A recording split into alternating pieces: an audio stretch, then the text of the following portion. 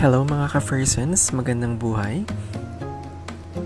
Panibagong araw at panibagong gala naman tayo mga ka-Fersen. A-attend nga tayo ngayon mga ka-Fersens ng birthday ng aking inaanak. At dito ngayon gaganapin sa beach resort na malapit sa amin. At nagmamadali na nga kami dyan mga ka-Fersens kasi parang uulan na nga. At nakarating na nga kami at medyo na-amaze ako sa ganda ng lugar kasi nga na-close ito mga ka-Fersens simula ng pandemic.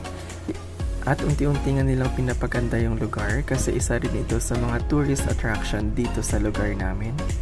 At kung makikita nyo mga ka-Fersens, sobrang lakas ng alon kasi nga medyo may low pressure ata yung mga oras na to. Kaya sobrang lakas ng alon at pa-high tide pa ito. At dito nga kami nakapwesto sa pool area kung saan hindi ganun kadami yung tao kaya ang sarap mag-swimming. At saktong-sakto ngayong pagdating namin